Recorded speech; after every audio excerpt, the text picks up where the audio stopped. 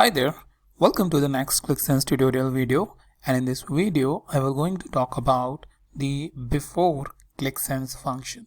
So before ClickSense function is very helpful in scenario like this where you want for existing column, you want to pick up the value which is before the existing column. So for example, for corporate you want to pick the value for consumer for some calculation like addition, subtraction, division, multiplication, whatever logic that you are building, you want to pick the value which is before the existing value.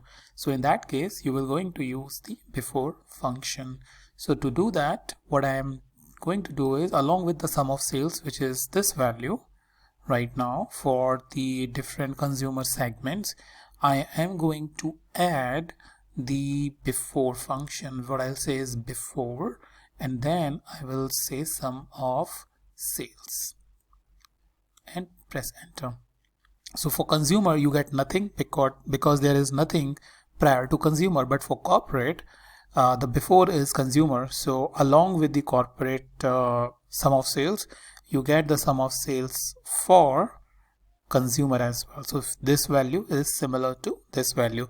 Now once you have this value in this particular column, you can do whatever you want. Like for example, you want to have sum of sales which is for corporate or for this particular column, then you want to subtract the value of the previous column.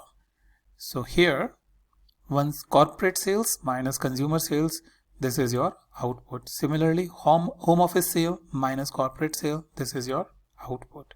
So if this is what you need, you will get you will have to use the before function, and you can apply whatever calculation you want to apply.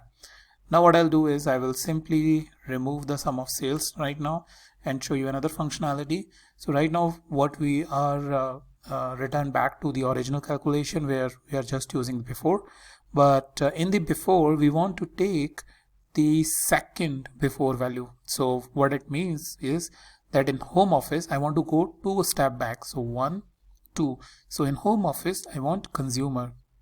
Or think like this, if you are having a quarter, let's say Q1, Q2, Q3. So for Q3 you want to compare Q1, so you want to go back 2 steps, right? So in that case what we can do is, after sum of sales we can specify comma 2.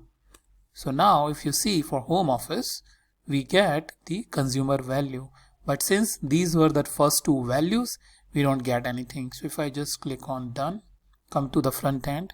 So for home office you have the sales of consumer, and for small business you have sales of corporate. If you see, if you compare this value with this value, you have corporate value. Now after that, one last thing is, suppose that you want to have in home office, you want to have the average of this value and this value. Right now what you have is basically the direct value of 2 steps back. So in home office you have consumer value, but let's say you need the average of last 2 values or last n values, like last 3 values in the home office. Then what you can do is, for this expression before, you can specify comma 2. So go to 2 steps back and create a range of those 2 values, right? So this is basically what it's saying.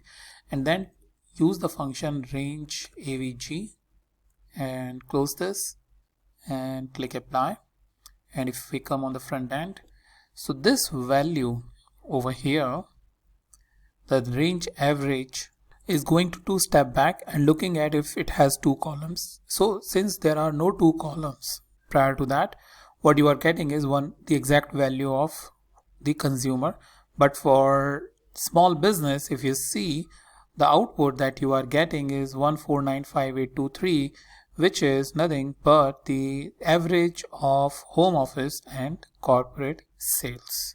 So if this is what you need, then you may have to apply the range average along with what range you want, like for 2 columns, for 3 columns, based on how big or small your metric is.